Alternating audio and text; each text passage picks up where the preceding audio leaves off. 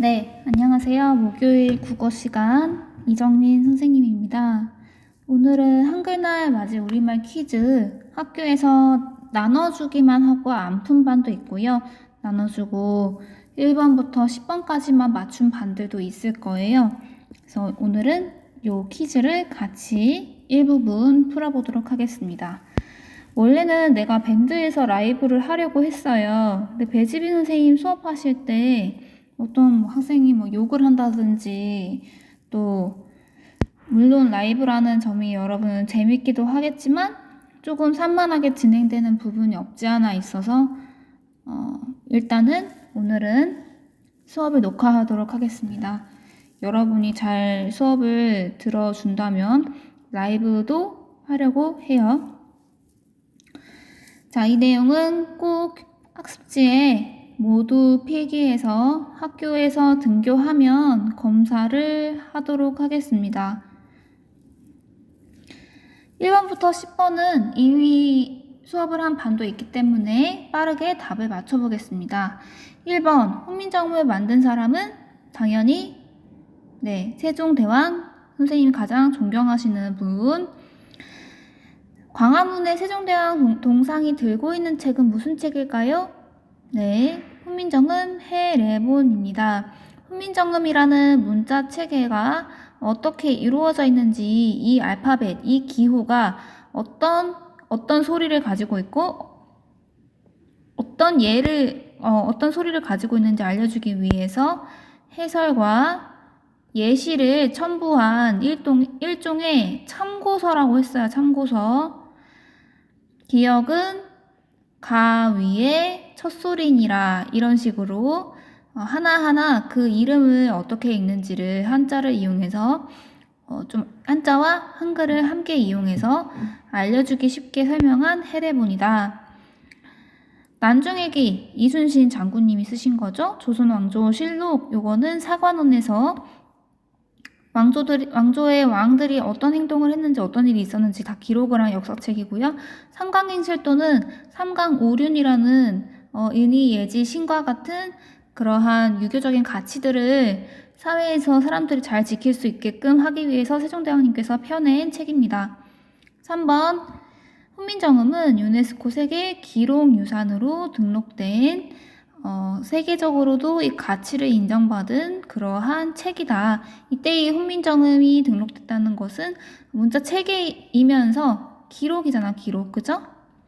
기록물이기도 하죠. 기록을 할 수 있게 해준 무형의 기호이면서 해례본을 가리키기도 하죠, 동시에.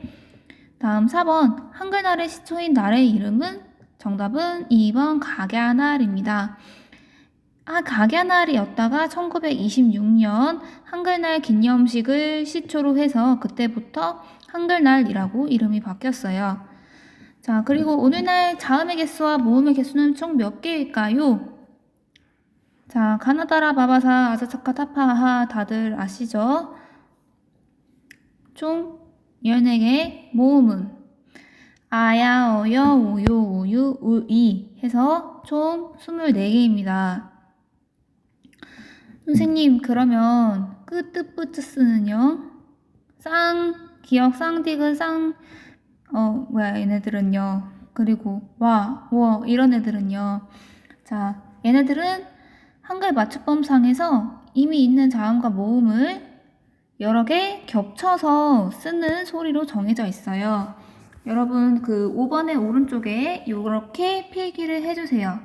오늘날 한글의 자모는 자음 14개, 모음 10개 이렇게 있고요. 위 자모로 적을 수 없는 소리는 2개 이상의 자모를 어울러 함께 적었다. 끄뜨뿌뜨스, 에예, 와웨, 왜워, 왜, 의, 이런 애들을 얘네들은 이제 겹자음, 이중모음 이렇게 부르는데요. 이렇게 얘네들은 기본 자모가 아니라는 거. 그래서 총 24개의 자모가 기본 자음과 모음입니다. 자, 그런데 6번. 훈민정음 창제 당시에는 그러면 몇 글자였을까? 정답은 총 28자인데요. 훈민정음 창제 당시에는 일단 자음이 3개가 더 많았습니다. 위에 있는 아설, 순치후라는 애들은 아음, 설음, 순음, 치음, 후음이라고 해서 아는 어금니, 설은 혀, 수는 입술, 치는 이, 후는 목구멍으로 이 소리가 출발하는, 이 소리가 나는 위치예요. 조음 위치라고 합니다. 이 얘네들은 다 어금니에 가까운, 목구멍하고는 매우 가까운, 턱 쪽에 가까운 곳에서 깊은 곳에 소리가 나고요. 얘네들은 혀가 이렇게 움직여서 나는 소리. 얘네도 알겠죠? 입술이 부딪혀서 나는 소리. 이런 아이들은 이가 뭔가 마찰을 일으키면서 나는 소리고요. 목구멍에서 나는 소리다. 목구멍에서 살짝 거칠게 긁으면서 공기가 빠져나오면 이 히읗과 같은 소리가 납니다. 자, 근데 이 중에서 여러분 처음 보는 그런 이상한 글자들이 있을 거예요. 바로 어금니 소리에 있는 이응. 얘는 이름이 따로 있습니다. 이응은 이응인데 위에 꼭지가 달려있다고 해서 꼭지이응이라고 합니다. 이 이응의 소리는요. 우리가 현재 앙이라고 했을 때 강과 앙을 한번 비교해 볼게요. 첫소리, 가운데소리, 끝소리, 초성, 중성, 종성이라고 한 글자 그 음절을 이루는 소리를 부르는 것도 아시죠? 자, 이때 강과 앙을 비교해 보면 강은 첫소리, 기역의 소리, 그리고 아의 소리, 그리고 마지막 끝소리, 이응의 소리가 이렇게 이루어져 있다는 것을 알 수 있어요. 그죠? 근데 앙은 첫 소리가 있어 없어? 없습니다. 없음을 선생님 공집합으로 표현을 해볼게요. 그리고 가운데 소리 아 있고요. 끝소리 ng, 앙으로 표현되죠. 자, 이렇듯이 우리가 현재 사용하고 있는 이응이라는 자음은 첫 소리에 올 때 아무런 소리가 나지 않는, 소리를 나타내지 않는 그런 그냥 빈 자리를 채워주기 위한 이응입니다. 그리고요, 끝소리 이응은요, 실제로 소리가 나죠. 어떤 소리? 앙 할 때 이 목구멍에서 끓어오르는 뭔가 된소리 같은 그런 끓어오르는 이 소리가 난단 말이죠. 그래서 신기하게도 봐봐. 원래는 옛날에는 어떻게 하셨냐면요.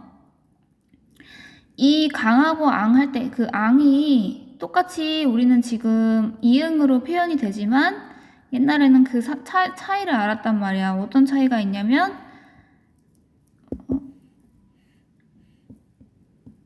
잠깐만. 어떤 차이가 있냐면 그 첫 소리에 오는 아무것도 소리가 나지 않는 경우에는 이응을 써요. 근데 끝소리에 뭔가 목구멍에서 끓어오르는 소리가 나는 그 부분은 꼭지 이응을 썼습니다. 그래서 잉어라는 것을 쓸 때도 이렇게 썼어요. 여기는 소리가 다르니까 꼭지 이응.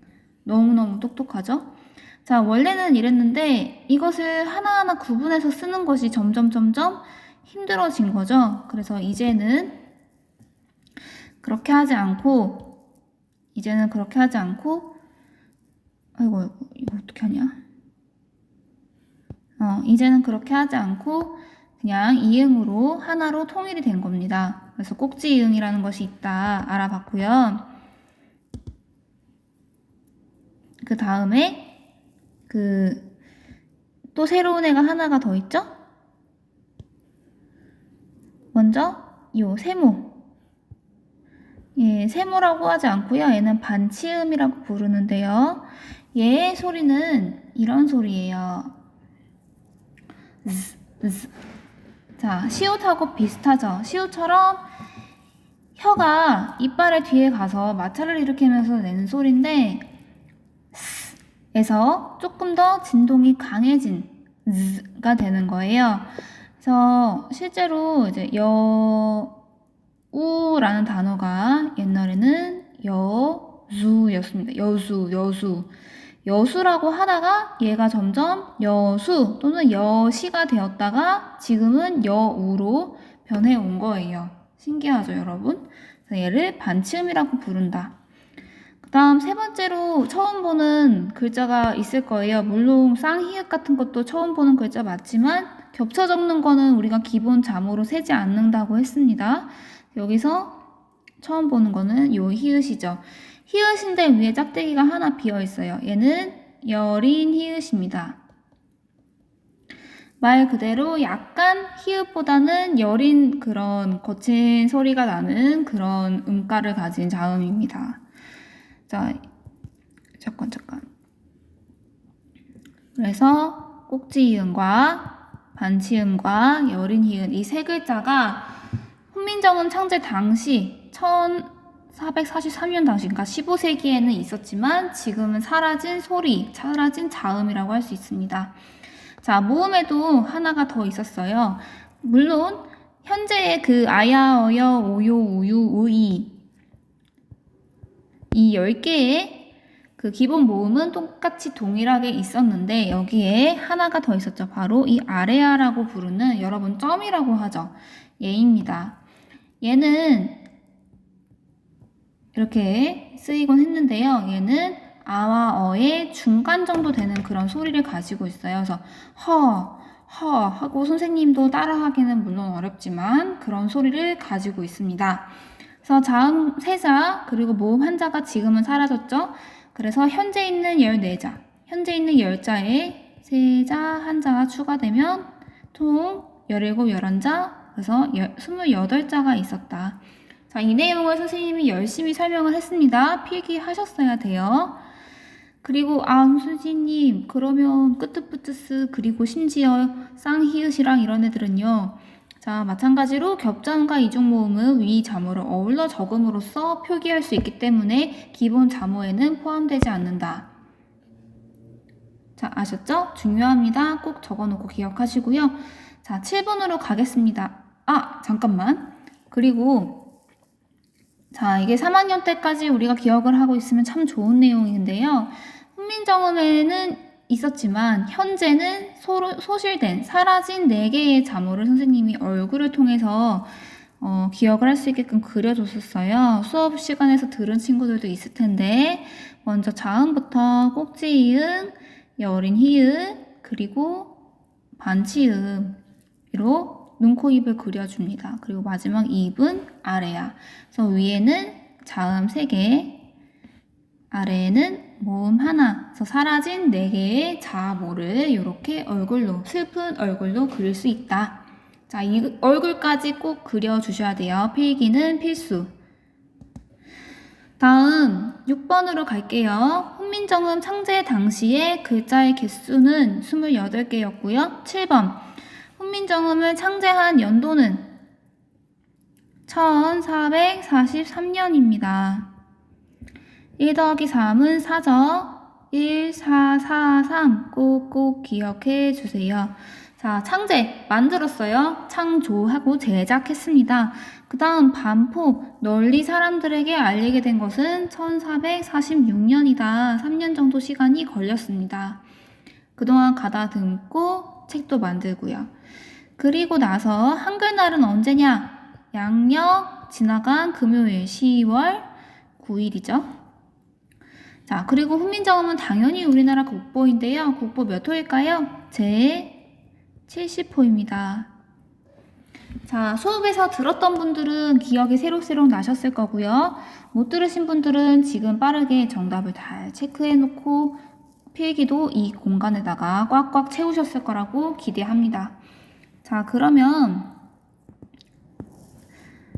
밑에 관용어와 속담 문제 1조까지 빨리 풀어볼게요. 자, 관용어, 속담 이런 것들을 모두 통틀어서 우리가 관용 표현이라고 합니다. 관용 표현은 2가지 이상의 그 어구가 붙어서 얘가 원래 가지고 있는 뜻이 아닌 문화적으로, 사회적으로 이 말을 사용하고 있는, 이 언어를 사용하고 있는 사람들 사이에서 어떤 새로운 의미를 부여받으면 그것을 관용 표현이라고 합니다. 자, 그래서 관용 표현의 개념도 선생님이 좀 미리 여러분에게 정리를 해주려고 써놨어요. 그래서 크게 관용 표현에는 3가지가 있어요. 관용어, 속담, 격언. 아유, 글씨체가 좀 날아가지만 이해를 해주세요. 자, 먼저 관용어는 둘 이상의 낱말이 합쳐져서 원래의 뜻과 전혀 다른 새로운 뜻으로 굳어진 표현입니다. 귀가 간지럽다. 무슨 뜻일까요? 남이 내 얘기를 하면 내 귀가 간지럽다라는 의미로 쓰이는 거죠. 실제로 내 귀가 간지러워? 그건 아니야. 그래서 원래 이 단어 자체가 가지고 있는 뜻과는 달라졌어요. 그지? 목을 놓다. 정말 목을 분리해서 바닥에다 놔요? 아니죠. 목 놓아 울다 할 때 목이 떨어질 듯이 운다라는 그런 의미를 가지고 있는 거죠. 발 넓다 마찬가지입니다. 자, 두 번째 속담은요. 격언, 잠언. 그래서 뭔가 의미 있는 말인데 특히 전통 문화가 담겨있는 조상의 지혜가 담겨있는 경우에 속담이 많습니다. 특히 우리나라는 농경 문화에 속하기 때문에 농경 문화에서 비롯된 여러 가지 속담들이 많습니다. 속담은 좀 이따가 좀 더 알아보고요. 다음 세 번째 관용 표현에는 격언이 있습니다. 격언은 말 그대로 명언이에요. 인생의 교훈과 경계를 간결하게 표현했어요. 이런 것들이 있어요. 이거는 학습지에 없기 때문에 추가로 선생님이 몇 개 적어왔습니다. 빈 자루는 바로 세울 수 없다. 아프리카 지방의 격언입니다. 무슨 뜻일까요? 속 꽉 차 있어야 된다. 내가 실력이 있고 능력이 있어야지 옳은 길로 갈 수 있다. 내가 살아가는 오늘은 그 누군가가 간절히 바라던 내일이다 라는 말 들어보셨죠? 소포클레스라고 그리스 시대의 철학자 분께서 말하신 내용이에요. 하루의 소중함을 일깨워주죠. 자, 그리고 갈릴레오 갈릴레이가 처음 지동설을 주장을 했을 때 교회에서 굉장히 박해를 받고 하마터면 감옥 가서 죽을 뻔했잖아요. 그런데 자기 입장을 굽히고 나서 간신히 살아나와서 이런 말을 했다라고 전해지죠. 나오면서 그래도 지구는 돈다. 자신의 뜻을 소신을 꺾지 않는 그런 과학자의 마음을 그런 격언으로 후대의 사람들이 표현을 한 것 같아요. 그리고 나폴레옹 내 사전에 불가능이란 단어는 없다. 그리고 boys be ambitious 소년이여 야망을 가져라 등등 다양한 격언들이 존재합니다. 이 모든 것들이 다 관용 표현에 해당한다. 관용 표현은 문화권과 언어권에 따라서 다양하게 달리 나타납니다. 그래서 우리의 문화, 사회 분위기 등을 담고 있다는 점이 특징적이죠. 자, 1쪽에 5문제. 그러면 다음 뜻에 해당하는 관용어를 빈칸에 적어보자. 사귀어 아는 사람이 많아 활동하는 범위가 넓다. 뭘까요? 당연히 발이 넓다라는 관용 표현 있죠. 자, 나는 시험 준비를 했는데 어떻게 했냐면 있는 힘을 다해서 했어요. 특히 어떤 시험을 공부한다는 그런 맥락에서 주로 사용되는 표현입니다. 머리를 싸매고 머리를 싸매다 라고 하면 진짜 온 힘을 다해서 고민하다, 노력하다 이런 의미를 갖고 있어요. 자, 다음 직접 몸을 움직여 일이나 행동을 한다. 그럴 때 몸으로 뛰면서 라는 표현을 쓰죠. 몸으로 뛰다. 말로만 하지 마. 몸으로 뛰어. 근데 이게 실제로 달리기를 해. 이 뜻 아니잖아요. 그게 아니라 정말 몸을 움직여서 실천을 해서 행동을 해라. 이런 의미를 가지고 있죠. 다음, 미희네 가족은 로운이라는 강아지를 키우고 있는데 목줄이 풀린 채 강아지가 사라진 후 소식이 없었다. 지금 미희네 가족은 어떤 마음일까요? 피가 바싹바싹 마르고 있죠.